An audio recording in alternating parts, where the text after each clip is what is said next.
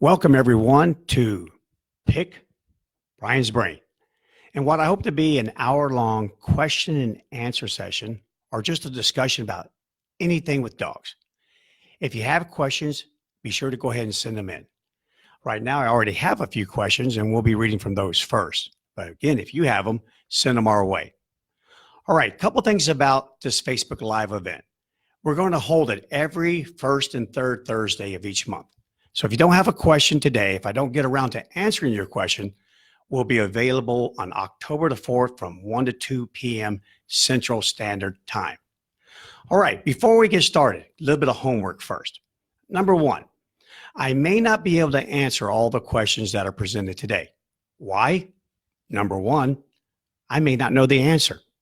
And that's just telling you the truth. If I don't know the answer, know this. I'll be glad to look it up. I'll be glad to research that answer and come up with the best answer I possibly can for you. And then I will present it first thing the next time we meet live on October the 4th. Next rule, answers and the opinions that are given are mine. They're exclusively mine. Now, they're based upon over 4 decades of animal behavior research. I have had the wonderful opportunities to train and work with marine mammals that range from dolphins to sea lions to orcas. I've also studied wolf behavior. I grew up in Alaska. I've trained police canines. I was a police canine officer myself from July of 95 to July of 1998. I've also studied lions and East African hunting dogs in the central Serengeti in Tanzania, Uganda, and Kenya. I've had the opportunity to work with animals all over the world and study them. And that is from that base that I'll be drawing my answers from and my recommendations. Not to mention that I've sat with hundreds of thousands of clients over the years, and I've listened to them and I've learned from them, just like I do hope to even learn from you during this Facebook Live event. So therefore, any opinions I express and any answers I give, they are strictly mine. I will back them up possibly with research or again with my experience. Now, I know I'm the other guy on the other end of the screen here, but I know you're back there. At least I hope you're back there. So that being said, I would love for you to interact with me. I don't want to be the guy here holding this microphone. And by the way, I hate holding microphones, but it's kind of a requirement that we found out for Facebook Live. And speaking of that, if any of you out there happen to know how to hook up a wireless mic, as you're about to find out, my expertise, or at least I believe it is, lies in behavior, animal behavior, wolf behavior, dog behavior. I don't know squat about technology. It is my Achilles heel. So if you have any suggestions for anything wireless that I can not have to hold in my hand, I'd really appreciate that going forward. But back to interaction. If you would like to add to my answers, I'm going to give answers. If you have something to suggest to that, or the answer I give maybe doesn't actually touch on your question. Some of the questions we've already received have been a little bit vague, and I'm going to do all that I can to try and touch on and try and make sure I hit on the areas that you want me to answer. And then lastly, show me if you do like the answers. Give me some feedback. If you like my answers, let me know it. And you can also show me by this way. You can either give me a thumbs up, and once again, please don't try not to critique my art. You can give me a big smiley face, or you can just give a big old heart. Now, that being said, if you don't like my answer, don't say anything.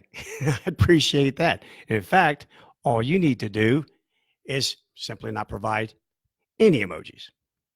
Okay, now that all that's taken care of, let's go ahead and get started. And we're going to go ahead and read our first question that came to us today. And this question is from Jessica. Jessica, I want to thank you for sending in this question to us. She asked, is it okay if my dog sleeps with me? Good question. Now, I don't think a week goes by that I'm not asked that question. Every time someone has asked it, typically what they're doing is they've read somewhere on the internet. Imagine that.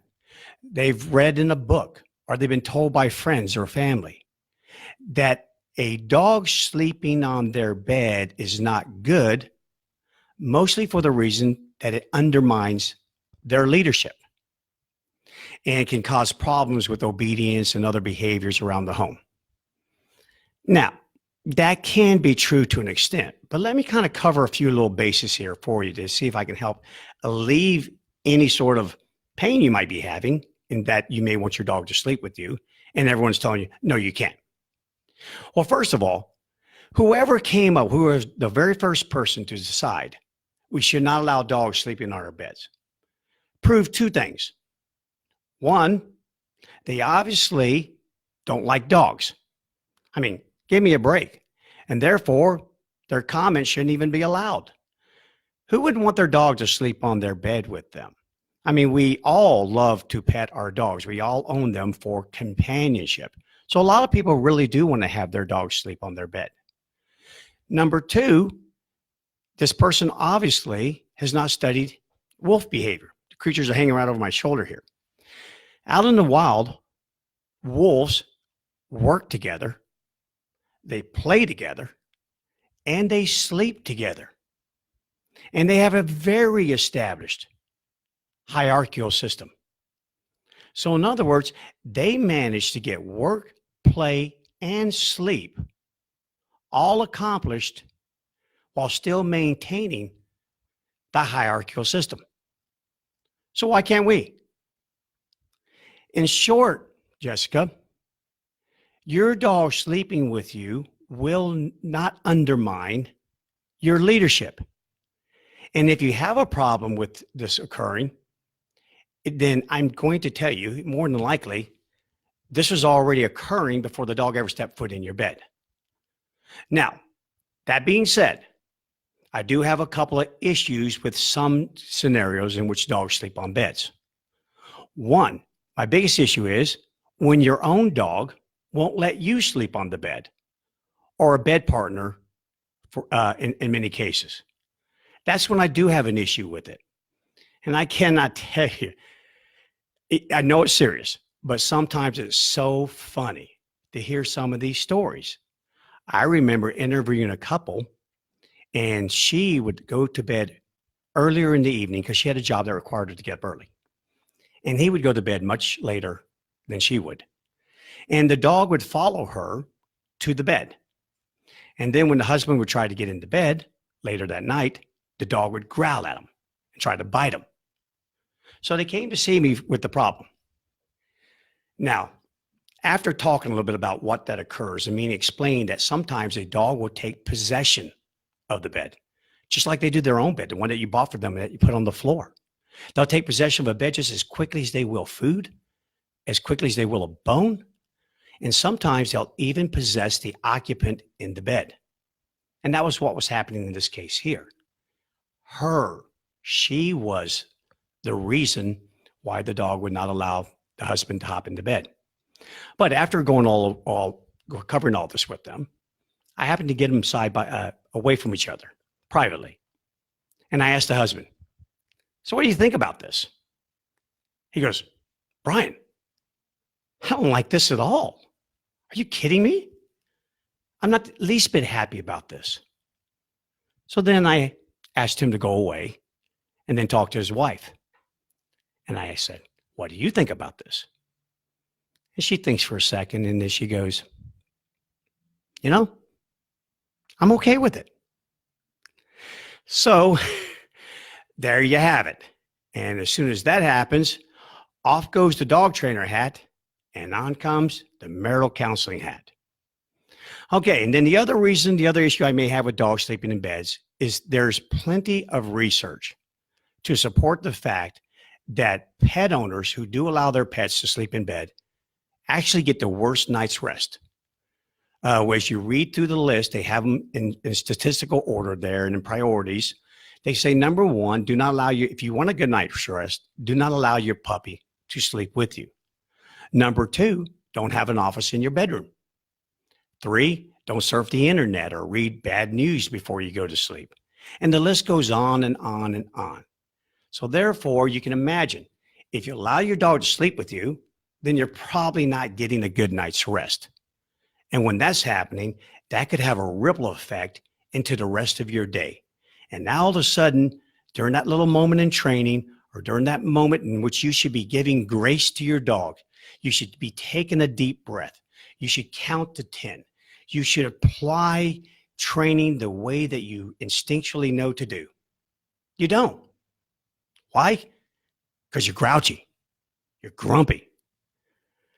Training a dog and interacting with a dog in a proper way, I'm here to tell you, requires a tremendous amount of commitment, energy, and focus.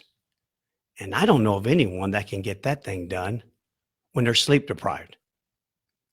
So in short, Jessica, if you can get a good night's rest and your dog does not have an issue with you going to bed or anyone else that you invite into that bed, then by all means, invite your dog into your bed. All right, I hope that answers that question. Let's move on to the next one. All right, the next question comes from Dan. Welcome, Dan. Hope you're listening in here. Dan says, my dog likes to drink out of ponds and creeks. Is this okay? Well, Dan, first thing I have to ask, why don't you tell me? Okay. Or what do you think? If your dog has been drinking out of ponds and creeks and there's not been an issue, meaning diarrhea, then more than likely, so far it has been okay and it could continue to be okay. In my world travels and being out in the wild in various continents, I have drank out of I don't know how many creeks and ponds. And for the most part, it all went well, except for 2 occasions that I know of. And in both of those, I contracted a waterborne parasite that is found worldwide. And it's known as Giardia. And it's out there. And you can find it in swimming pools, let alone ponds and creeks. Therefore, every time you drink out of a pond and creek in which the water is unfiltered, and every time your dog does, you're rolling the dice. Fortunately, Giardia is one of those illnesses that is easily controlled, easy to heal the dog from its symptoms, which the number one, there's many of those, restlessness that finally leads to the animal being lethargic. But number one, diarrhea, and it is uncontrollable. Again, remember, I personally have had it twice.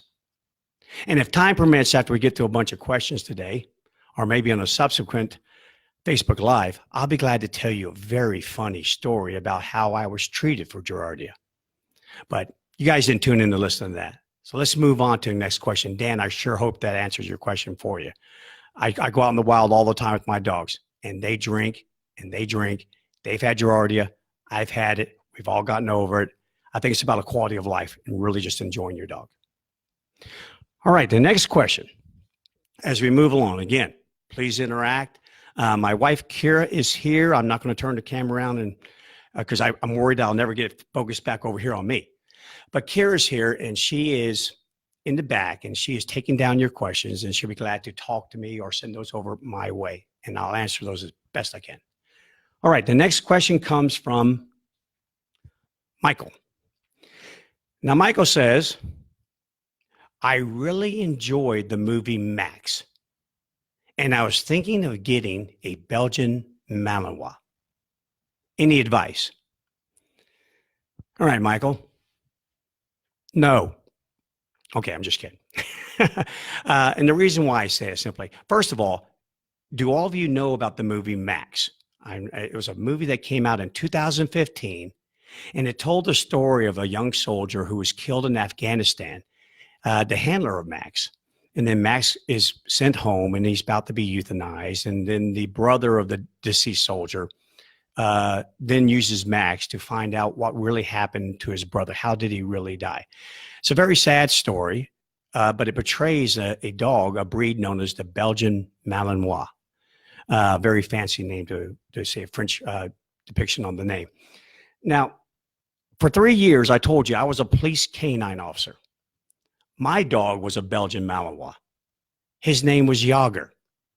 And I'm here to tell you, if he had a tattoo anywhere on his body, whether it be in his ear or on the inside of his forearm, it would have been 3 numbers, 666. He was pretty much the Antichrist of dogs. He was powerful, he was determined, and he was the best partner that a police officer could ever have. I cannot tell you how many lonely nights patrolling backcountry roads. There's my partner, 2 ears up, 2 black beady eyes, but then all of a sudden he'd stare at me. And I'd reach up and go, can you turn your head? And he'd stare back again. And I started getting a little nervous because it looked like he was staring at my jugular vein. But that was my partner, peering out into the night and then staring back at me. Probably just making sure I was good to go and I wasn't falling asleep at the wheel. Probably a little bit worried about that. But Malinois, over a period of time, became the #1 working dog in the world. And they were chosen for this and utilized to do many things from narcotics detection, explosive detection, criminal apprehension, tracking, sport, shoots and ring sport, IPO, you name it. If you want a working dog, Michael, if you want a dog who is high speed, full of energy, and matches, and your lifestyle can match that, and you don't have small children, not probably my best choice for people who have small children, but that's a topic for another time. When people ask me, Bryan, I want to have a dog. I want a particular breed. What do you think? Well, the first thing I tell them is make sure that your lifestyle will match the energy output in the dog. In other words, if you're a runner and you love to hike, you are an extreme athlete. Well, then typically a pug or basset hound or a bloodhound, these would not make the best dogs for you. You want a dog with a high energy output to match your high energy output. Otherwise, you're simply just going to drive each other crazy. But do your research first. Make sure you find a really good breeder, a reputable breeder, and preferably a breeder whose the sire and the dam of the puppy that you're wishing to acquire has bred before. And then check their references. Make sure these are good dogs. Another thing that I do that I didn't really announce earlier is most of my week is comprised of me performing what's called canine pharmacotherapy, in which I deal with dogs that suffer from mental illnesses just like human beings. They really do. It's very sad, but fortunately, in most cases, it's very treatable. But when it comes to high-driven dogs like this, aggression can set in and fear can certainly set in. They're just a little bit more prone. But I've owned a Belgian Malinois myself. I've trained thousands of them for police work, sport, and just family pets.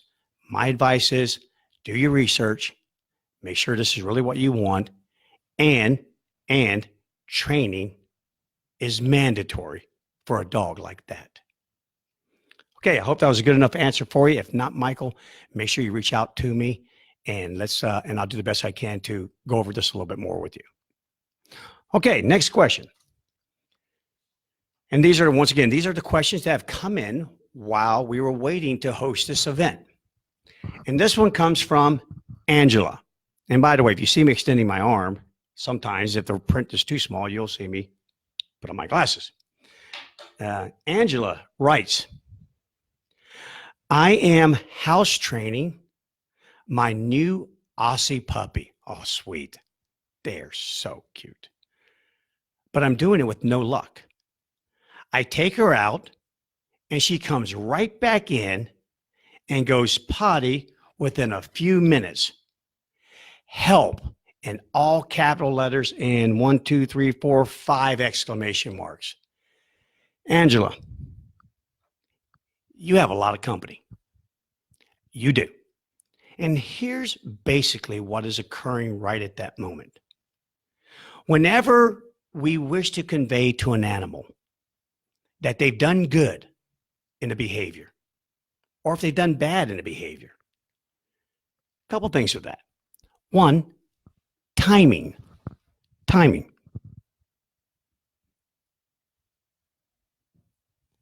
And that timing is less than about 2 to 3 seconds for your average puppy.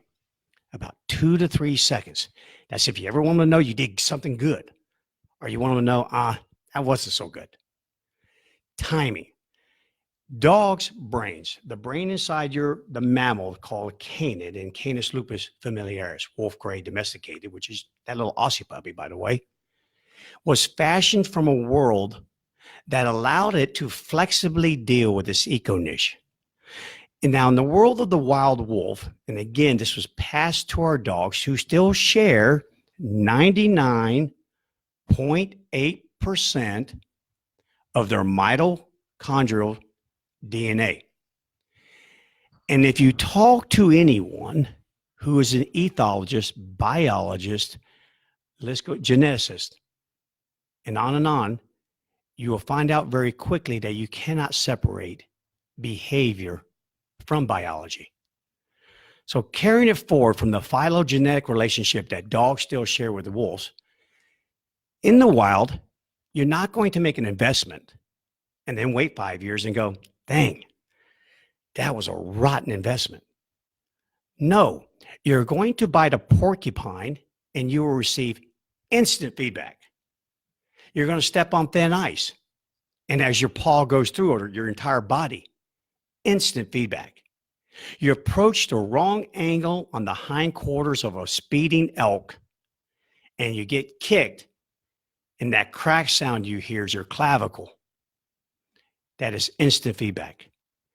It is required for wolves and dogs to learn from instant feedback. Process it, learn from it. So I'll come back to timing here in a second. That is one of the issues that you're having. The other issue you're having is this. Many times, and usually in the scope of house breaking or house training, you have basically two areas. You have the interior of the home and the exterior of the home. For those that are not doing P-pad training, what you want them to learn is that inside the house is bad. Outside the house is good, very desirable.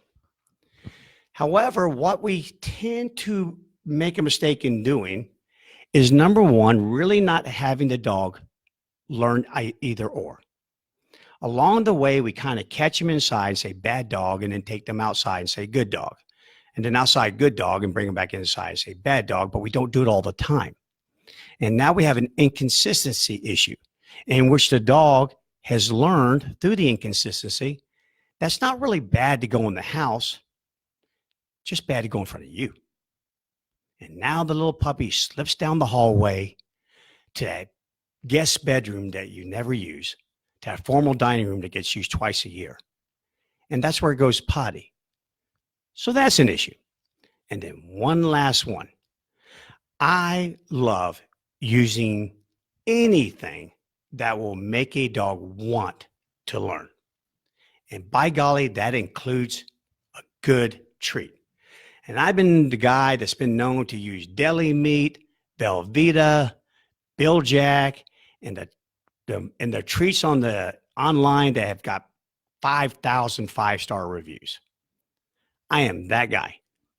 However, when it comes to training the dog to go potty outside, I am not that guy. Because here's why. When our puppies go potty outside, when we take them out, you've got to understand that the world is Disneyland to them. We're used to it. We see a leaf blow by and we go, no big deal. It's just a leaf. But every sight, every sound, every whiff that comes through the air, that's new to them. It's really cool. So they're very distracted when they go out. And then they also go out in a body that is more than capable of carrying 100% full bladder of urine, secreting 10%, and walking back in your house. Here's why. Let's go back to our wolves real quick. And again, not to be too long addressing this question, but I want to make sure I cover in detail because I'm sure there's more than one person out there that's doing housebreaking right this moment. All right, back to my wolves. Granted, we have messed with genetic architecture of canids for hundreds of years. However, they still have components that are very close to those of wolves, especially internally. Now, a wolf traveling across its territory often does what we call extraterritorial forays, meaning they don't always stay in their neighborhood. They venture out. And when they do, and they go in this neighborhood over here, they will drop urine along the way. Some of you may see this with your dog. I'm not talking about stopping and lifting the leg. I'm talking about dropping urine in mid-stride. They do this as a navigation beacon. They don't have GPS. They can't whip out an iPhone and find out where they are and how to get back from where they came. What they use is olfactory beacons. They drop urine along the way so they can find their way back home. So that allows their body, from a physiological standpoint, allows them to hold urine at levels that you and I could never even imagine. Their receptors and their sensors in that area are dull in comparison to ours. The other thing that they do is they do go out to their outer line areas of their territory, and they do what we call RLU. That's what the males do, raised leg urination. And what they're doing is they're placing that scent head level with other wolves. So anyone coming into their territory that doesn't belong in their territory has a greater chance of detecting that scent post because that business card got left at head level. And they do this all around their territory or in areas in which they've detected an invasion from alien wolves. And then lastly, what they will do is when they go home, if there's cubs on the ground and there's a denning site, they will carry their food back with them. A wolf will often consume up to 30 to 40 pounds. It won't digest. Their body becomes a vessel. And they go all the way back from a large kill out here back to the denning area. They'll dig shallow holes. And when they do, they will regurgitate about 10 pounds at a time. And then they cover it up. Now, they'll go back to that from time to time, unearth that, and eat that food. And they use that food to feed their cubs. Now, can you even begin to imagine how that must smell? Every calorie counts in the wild. And what they will do is go back because of that and dig up the hole. But because their nose is signaling to them there's food in there, but there's really not food. So it must have been a long time ago that this was occurring in which they would dig, no food, but they're convinced there's food in there. Dig more, dig more, dig more. You ever see the cartoon of a dog digging a hole and a bone in a hole? Well, next thing you know, 1,000 calories have lapsed and there's no food. To prevent that from happening, they now urinate or defecate in those holes. So where I'm going with this whole thing is that wolves use their urine and their scat as a tool. It's a tool. So now fast forward to our Aussie puppy. We take our Aussie puppy outside, and it has learned after about a few days that when I do a certain thing, I eliminate a little bit, I turn right around and by golly, there's a treat. And next thing you know, the young pup learns exactly that.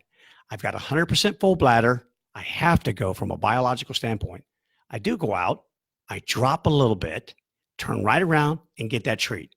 But you, unfortunately, are fooled into thinking that your dog has completely eliminated.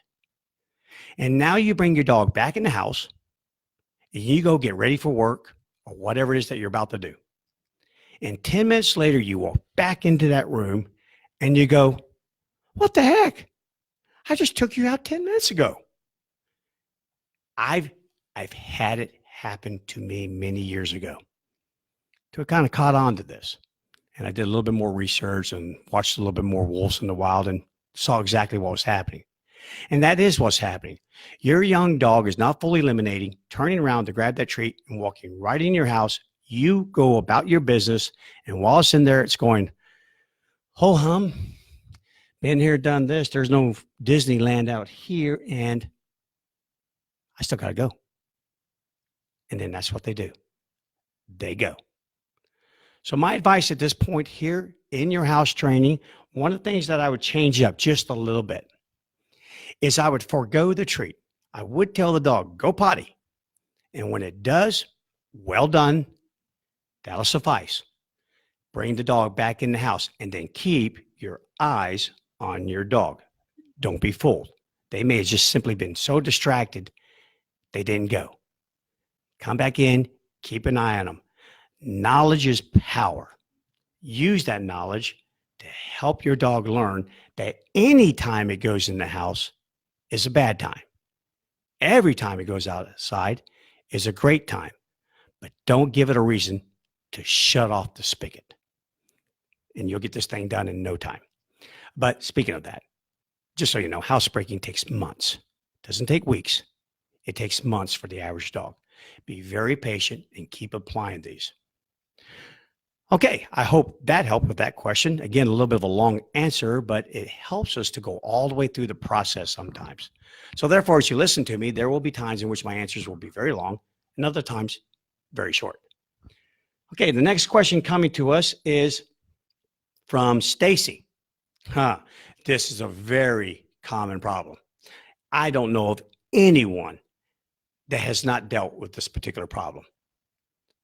Stacy writes, Bryan, my dog Ella jumps on me and everyone else. You betcha. Recently, though, she jumped on my mother and my mother fell, breaking her arm. Hope your mother's okay. Hope she's mending well. I've tried giving her treats for not jumping, but it doesn't seem to be working. Any recommendations? All right. Again, the first recommendation I make with any training application is learn what it is you're training. Learn why they do what they do. What instinct drives them to explore? And that's what instinct does. And it's in our dogs, whether you like it or not. No matter how much we wish them to be people, they're not. They're dogs. And again, I won't go down that road. I'll save that for another time. But know this. If I were going to try to repair this watch on my arm, would it not behoove me to have a basic fundamental understanding of how the watch even works? Without that, I'm hopelessly lost. So let me give you a little insight here. First of all, why does your dog persist on jumping up? No doubt you've tried something. No doubt you've tried correcting. No doubt you've tried timing of treats. Everyone tries something. And the bigger the dog is, the harder they try. I mean, if a Chihuahua jumps on Bryan, who's 6'2", not such a big deal. But when a 92-pound Rottweiler jumps on me, that's an absolutely huge deal. So our urgency and our desire to solve this problem goes up exponentially with the size of the animal. Now, regardless of whether it's a Chihuahua or a Rottweiler, here's why dogs jump. They're simply trying to achieve a head level status. But here's the problem. I'm a vertical wolf. They are a horizontal wolf. They're down here. And to reach dear old Bryan, if your head is here, one must jump to reach that. And just doing a little experimenting yourself. Go up to your dog or a friendly neighbor's dog or a friend's dog and bend over and pet it. And notice the dog doesn't jump. It's only when you're transitioning from that state to this state that they jump. Because now there's a physical requirement to jump. Now, why do our puppies want to be head level with us? Well, back to my little cubs here in this little denning area. For the first 6 months of their lives, they're fed by their adults, by the parents. During the first 5 weeks, they're fed by their mother. But then after that, it is the father and usually the older offspring that will contribute to their nutritional needs. And they do this by regurgitating food. And it's that pre-digested food or chewed meat as they grow from a young juvenile to a young adolescent. During this time period there, they will jump up, lick the adults of these older wolves, or lick the muzzles of these older wolves, and that will instinctually stimulate them to regurgitate part of their food. That is the signal. When you don't have language, and dogs don't, and neither do wolves or any other animals that I know, you operate off of signals. And this is a signal that is given. And the signal, once it's given, then the recipient of the signal will then respond and regurgitate if they have food to give and if it's the proper time to give it. Now, beyond the age of 6 months, food is no longer given to these young cubs. Their baby food time is over. Just like our children can't go from mom's formula onto a steak, young wolf cubs can't go from mom's milk onto a mule deer. But after 6 months of growth, they are then weaned off of mom and dad and the other older wolves' assistance in pre-digested food. Now, all of a sudden, there's a reason to greet face level, and that's called identification.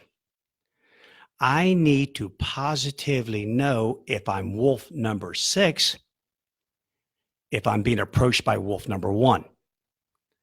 There is a very established hierarchical system in the wild.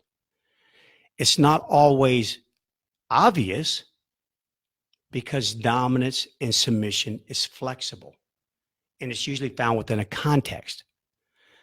But regardless of that, there's usually a mating pair and then their offspring. And it is in a linear hierarchy straight up and down. And if wolf number 6 pretends that it is wolf number 1 when being approached by wolf number 1, there's typically a consequence to readjust the behavior of wolf number 6. Even though our dogs are distant relatives of wolves, again, that phylogenetic relationship that they share drives them upward to be head level, to identify us. How many of you have come home and have your own dog bark at you or growl? Man, if I had $1 for every time my own dogs did that, man, I'd probably be a rich man. And it's not done because they're fearful of me.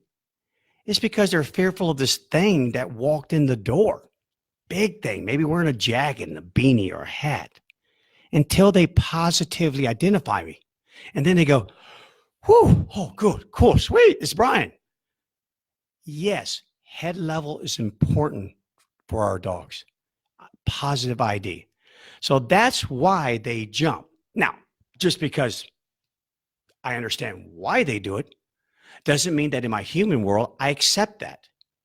It's very problematic for dogs to jump, as we just found out from Stacy. Stacy's mother's arm was broken from it. So again, there's only a couple of behaviors that I do not treat. And here comes another one. So isn't that amazing? Coincidental, I happen to cover the only 2 behaviors I typically will not use a treat, because the treat serves as a distractor and also as a reinforcer, but an unintended reinforcer. And let me show you why. Okay, again, let me go back to the wild. You'll hear me. There's a reason why there's wolves parked over my shoulder and everywhere around my room, because we need to pay attention to that. That's what guides our dog's behavior. Now, out in the wild, 2 words govern the actions of all wolves.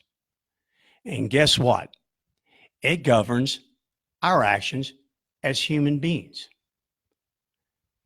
Yeah, that's right. We are social predators as well. Not just our dogs and not just wolves. we find ourselves hanging on to the same handle of the same umbrella. Cost versus benefit. Now, here's a big mistake that I see a lot of people make. Their dog jumps on them, and they just simply try to ignore it.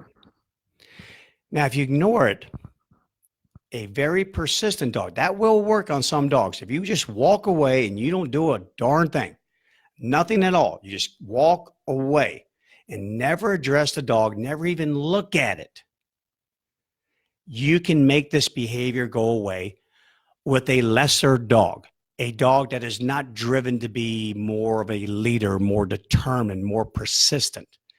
And there are those dogs. If you own more than one dog, you probably own a little bit of both. You own one at one end of the spectrum, one at the other. And if you have kids, you know exactly what I'm talking about. So with the smaller, or I shouldn't use the term smaller, more insecure, submissive type dog, total ignoring can work for them. But know this, what you're going for right then is called an extinction module. Let me say that again, extinction module. And here's the problem with those. Even a minute amount of reinforcement can create enough motivation, enough benefit for the animal to continue its behavior. To have an extinction, which is what you're going for when you totally ignore the behavior, you must have the absolute absence of any reinforcer. And even that look, even that look that you give can be enough to continue the behavior.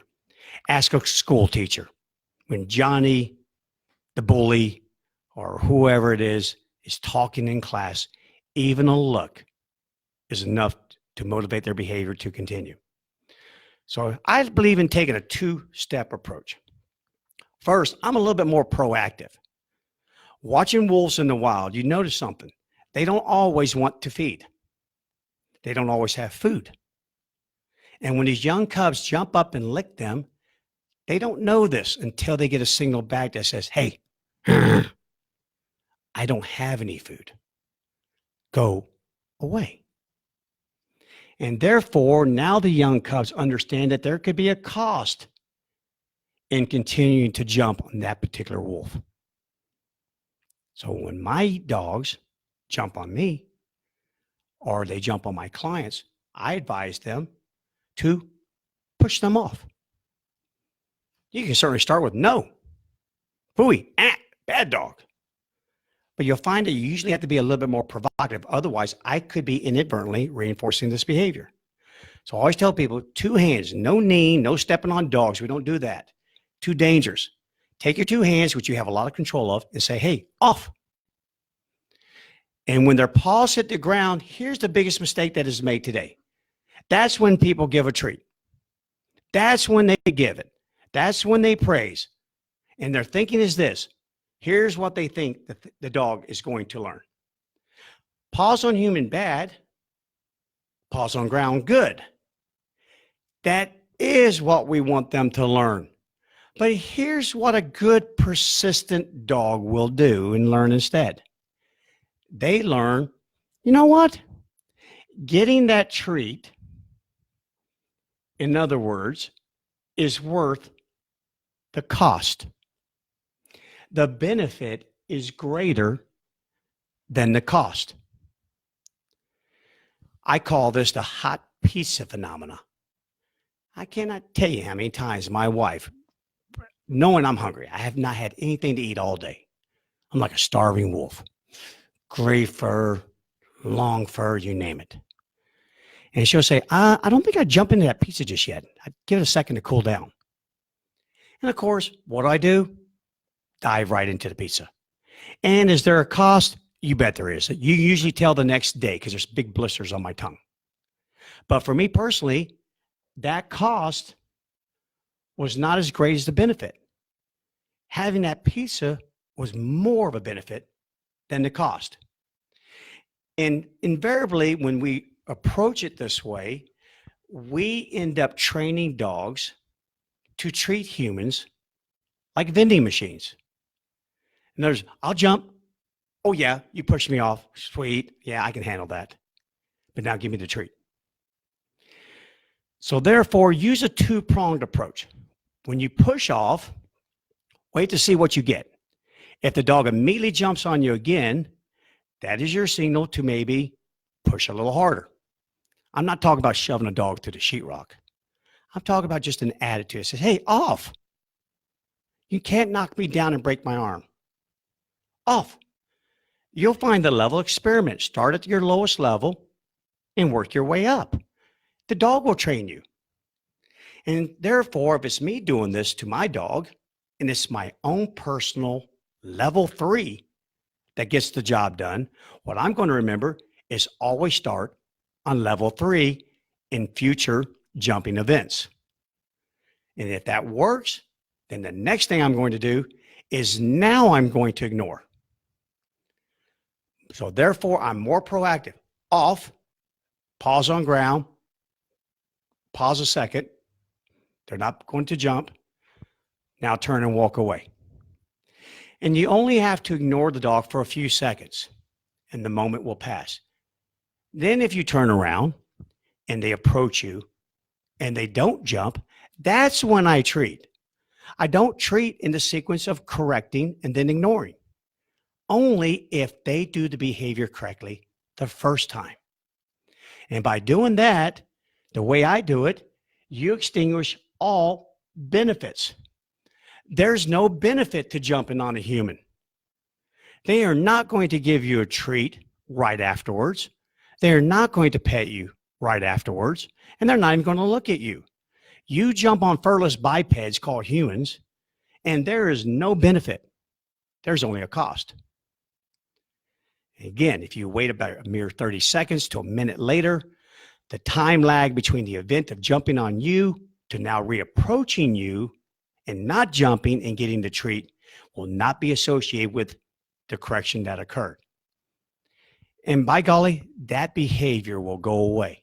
It's tough, guys. It's not going to go away in one day, not 2 days. You're talking about instinct, and instinct drives these dogs straight up. Be patient, give it time, be consistent, turn around, go about your business for about a minute, and then turn back to your dog and go, hey, what's up? How was your day? Now that's a great time to reach in there and pull out that treat because now your dog's not jumping. If you do this, this has worked for clients of mine for nearly 4 decades, thousands upon thousands. You'll get it done. All right, Stacy, I do hope your mother heals. All right, let's move on to the next question. We still have some time here. This question comes from Juanita. Juanita says, I'm thinking about getting a second dog. Don't we all? I mean, who all wants to just own one dog? My current dog is a 4-year-old male pit bull mix, who has been in multiple fights at the local dog park. But I hate leaving him at home by himself, and I want to get him a buddy. Your recommendations? Okay, this thing is like a lasagna. It has layer after layer after layer of problems and unknown behaviors in scenarios. For instance, okay, whenever someone tells me they take their dog to the dog park and it says not just one fight, Juanita states in her question, multiple fights. Okay, again, not having been there, not having the luxury of speaking directly to Juanita, I can only assume that there's either an issue with her dog being aggressive to other dogs, or other dogs being aggressive to it, and it is simply defending itself. I write of an instance like that in a blog on our website called Willow the Wallflower. Willow did not want to go to a dog park. A dog park was not fun for Willow. She was very fearful of other dogs. And sometimes we owners will force our dogs into a dog park. It's as though we say, hey, you're going to go there and you're going to have fun and you're going to like it. and I'm going to have the best time in the whole wide world. When your dog is looking at you going, can we just stay home, maybe watch football, pop a little popcorn? I really don't want to be with these other dogs. So how I would approach this whole thing about getting another dog really depends upon why we have a problem with her current male pit bull or pit mix at the dog park. But there is enough information to at least give a few red flags. One, people all the time say, Bryan, I'm going to get another dog. So here's what we're going to do. We're going to take them to a park, neutral territory, and we're going to let them grade. And if all is well, we're going to bring them home. And I go, the only conclusion you can arrive at when your dogs do fine at a neutral territory is that they will do fine at a neutral territory. Within our homes, just like wolves have their own territories, here's ours. Yard, typically, unless you live in an apartment, but even so, the apartment complex. And then there's the home within it. Pardon my art. That territory in a book that I wrote called The Hammer, Why Dogs Attack Us and How to Prevent It. I borrowed a phrase from Edward O. Wilson, who wrote a book. He wrote many books, but one of his most popular books that he's written is titled On Human Nature. And he calls this area the invincible center, meaning there's no place on the planet Earth more vigorously defended than the invincible center. More so than the yard even. You let an alien wolf traipse across the territory of an established wolf pack. If they find that wolf, the established pack, they will run it down and try to kill it. Let that same wolf now travel close to the denning site or the rendezvous camp, which occurs between the months of March and September. And it won't be enough to kill that wolf. They will eviscerate it. You can call in CSI all you want. You won't even get a DNA sample. Think of all the laws that protect us in our home. Be very careful about when you acquire another dog, about how you approach your home. There has to be a period of acceptance between both dogs before the dogs can just roam free in the home safely. Now, again, this is on average. There are occurrences in which I just wasted my time. They do perfectly fine, but many of those are not. Another thing that occurs as well, when people ask me about getting dogs, a companion dog for their dog, I always tell them, okay, well, you never know for sure how the relationship will turn out. So let's be like Las Vegas and be the house and just stack the deck in our favor. So number one rule, opposite, I'm just going to write O here, or I'll just write it out. Never mind. Opposite genders. In other words, if you already have a male dog, the first thing I'm going to tell Juanita to do is try to get a female dog. Again, instinct, natural mechanisms that drive our dogs, as dogs, not as humans, come from a hierarchical situation in which there's an established mating male and established female. And down here is their offspring, males and females alike. Well, the competition for this spot runs up this column, not that one. In other words, the only time that we have cross battles or intra-group control is typically for competitive reasons. Food. If Junior here is bigger than Missy here and older and more powerful and more determined, should one rabbit happen to fall from the skies right between the two of them in their midst, it would be Junior who achieves or is able to take ownership of the rabbit. So unless we have some sort of competitive thing where there's food involved, toys involved, the bed involved, so on and so forth, typically males will get along fine with females. So rule number two, if you can't do that, you insist on getting the same gender, then I tell people to try and stack the deck in your favor. Next thing we do is try to have a great age disparity. So an older dog, a separation of about 3 to 4 years, if you can do that. So in this case here, if we were to get a puppy, we'd probably be just fine. Because by the time the puppy grows into a full-blown male that's mature, this dog here will be roughly 7 or 8 years old. And usually by then, I'm kind of okay with letting the young guy run the show. If you can't do this, now you're going to get a dog. You're going to adopt a 4-year-old dog. So if we need to choose to adopt a 4-year-old male dog, then the next thing we need to have is a great temperament disparity. So I'm just going to write TD, temperamental disparity, meaning, again, back into the wild, Junior here is not concerned about his 6-month-old brother. He's not. He's about 2 years old, not concerned with this. I remember Kira and I had a very large German Shepherd. And the first time we introduced him to 2 little dogs that we have in our household, they're little Morkies, little Maltese Yorkie mixes. And Kira fondly calls them the rats. So if you ever hear from her and she describes it while you talk to her on the phone, know this: they're not rodents. They're just little bitty dogs. Well, when this big guy came walking into our household, he took one look at them and went, really? So what? And moved on, even though they were actually older than he was at that time.